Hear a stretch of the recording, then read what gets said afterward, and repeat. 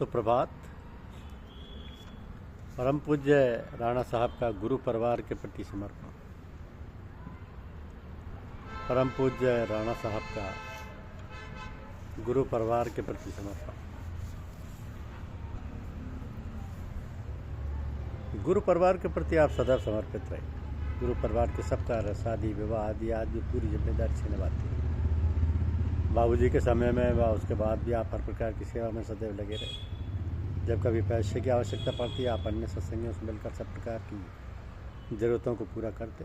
गुरु परिवार के प्रत्येक सदस्य के प्रति आप अपार श्रद्धा रखते। एक बार की बात है कि लखनऊ में भंडारा था, काफ़ी लोग मिलने आए। आप एक कुर्सी पर विराजमान थे, पास में एक कुर्सी और रखी थी, उस पर श्री वीरेश का बेटा पूज्य बाबूजी साहब के दामाद श्री कालका प्रसाद जी का पौत्र, जो लगभग 6 वर्ष का होगा, बैठा था।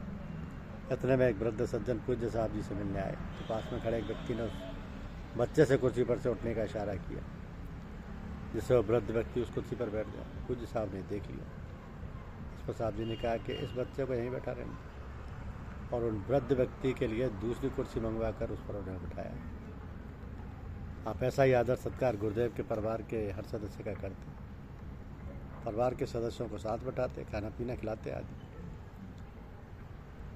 आपने अपने परिवार के प्रति आपका व्यवहार सामान्य रहता, जैसे और सत्संगी रहते वैसे ही आपके परिवार के लोग रहते। आपकी माताजी ने सन 1972 में शरीर छोड़ा। उस समय वह सीसा मऊ कानपुर में श्री बाबू सिंह जी के घर पर थी। पूज्य साहब जी नूतन बाल घर आर्य नगर में रहते थे। तो दोपहर का समय था, आप नूतन बाल घर में थे। आप एकाएक बोले कि वायुयान स्वर्ग जा रहा है, कोई चलने को है, और उसी समय आपकी माताजी ने प्राण त्याग दिया। जब आपको बतलाया गया तो आप पूजा करते रहे।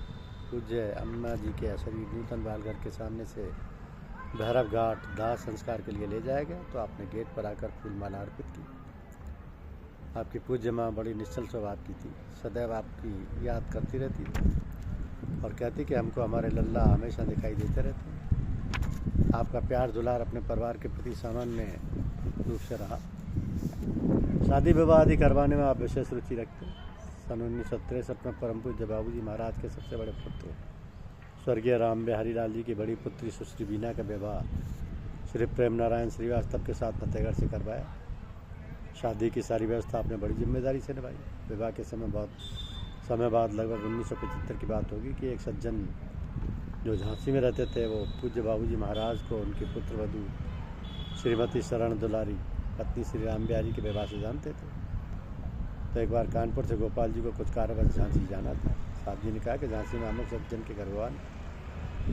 गोपाल जी उन सज्जन के घर गए और बातचीत हुई। बातों बातों में उन्होंने बताया कि पूज्य बाबूजी के पौत्री सुश्री बीना के विवाह में पूज्य अम्मा जी ने 1000 रुपये लिए थे। तो गोपाल जी जब झांसी से वापस कानपुर आए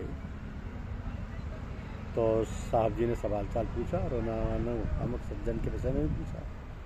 गोपाल जी ने बतलाया कि अमुक सज्जन बतला रहे थे कि उन्होंने सुश्री बीना की शादी में अम्मा को 1000 रुपये दिए थे। साहब जी कुछ नहीं बोले। कुछ दिनों के बाद गोपाल जी को फिर झांसी जाना था, तो पूज्य साहब जी ने गोपाल जी को 1000 रुपये दिए और कहा कि रुपये उन अमुक सज्जन को दे देना। गोपाल जी झांसी पहुँच उन सज्जन के घर गए, फिर उनसे कहा कि पूज्य साहब जी ने आपको 1000 रुपये दिए। उन सज्जन ने बिना कुछ पूछे वो रुपये रख लिए। मतलब साफ था, आपने गुरुदेव के परिवार का ऋण किस लिए रखा जाए, और शिष्य को ये कैसे भाता कि कोई गुरु परिवार के प्रति स्वप्न में भी ये बात सोचे। परम पूज्य बाबूजी महाराज की द्वितीय पौत्री सुश्री रेखा का शुभ विवाह डॉक्टर अंजनी कुमार जो कि श्री प्रेम नारायण श्रीवास्तव के भांजे से करवाया। उस समय डॉक्टर अंजनी कुमार को कुछ बीमारी थी, तो रेखा की माता श्रीमती शरण दुलारी जी ने पूज्य साहब से कहा कि लड़के को बीमारी है, हमारी रेखा की शादी कहाँ कर रहे हो। साहब जी ने उत्तर दिया कि लड़के की जिम्मेदारी हमारी है, सब ठीक हो जाएगा। डॉक्टर अंजनी कुमार जी पूर्ण स्वस्थ हो गए, परिवार फल फूल रहा। परम पूज्य अपनी जिम्मेदारी को खूब समझते और उसे निभाते भी, बिना किसी के कहे सुने। तमाम विवाह आपने करवाए, पैसा भी खर्च करते, सामान भी खूब देते, वर या कन्या की और थोड़ी कमियों को भी बखूबी सुनते। एक बार वर पक्ष वाले साहब जी कह रहे थे कि कन्या पक्ष के लोगों ने बारात की खातिर ठीक से नहीं की, और साहब जी को काफ़ी बुरा भला कहा, क्योंकि साहब जी ने ही विवाह करवाया था। आपके छोटे भाई पूज्य सिंह जी वहाँ उपस्थित थे। उनसे सब अपने बड़े भाई पूज्य साहब जी के लिए सहन नहीं हुआ, और पूज्य साहब जी से कहा अब आप यहाँ शादी विवाह का चक्कर बंद कीजिए। साहब जी बोले तुम ठीक कहते हो, अब हम इन चक्करों में नहीं पड़ा करेंगे। छोटे साहब पूज्य शिव सिंह जी शांत हो गए। अगले दिन श्री चंद्रभान गुप्ता अपनी लड़की सविता के लिए साहब जी के लिए पास आए और कहा कि शादी नहीं हो रही है, कोई लड़का नहीं मिल रहा है क्योंकि बिटिया की एक आंख में थोड़ा माड़ा है। साहब जी बोले चिंता मत कर, जल्दी हो जाएगी। दूसरे दिन श्री रामदास जायसवाल का बड़ा बेटा श्री सतीश जायसवाल पूज्य साहब से मिलने कानपुर आया। साहब जी ने कहा मुन्नू, सतीश के घर का नाम था, शादी कब कर रहे हो? उसने कहा आप जानिए और पिताजी जाने। साहब ने कहा कि जहाँ हम कर देंगे कर लोगे? और बोला हाँ। साहब ने फिर कहा चाहे लड़की कहानी हो या लंगड़ी हो? मुन्नू फिर बोले हाँ। फिर साहब जी ने उनके पिता श्री रामदास जी और श्री चंद्रभान जी गुप्ता को बुलवाकर विवाह की तारीख तय कर दी और विवाह संपन्न हो गया। इस प्रकार न जाने कितने विवाह आपने करवाए और सब बच्चे प्रसन्न हैं क्योंकि आपका सब पर भरत हस्त है। अंतर्जातीय विवाहों में श्री वासुदेव वशिष्ठ जी की पुत्री संगीता गुड्डी का विवाह डॉक्टर रवि आहूजा से संपन्न करवाया। गोपाल जी के दोनों पुत्रों का विवाह आपने अपनी इच्छा अनुसार किया।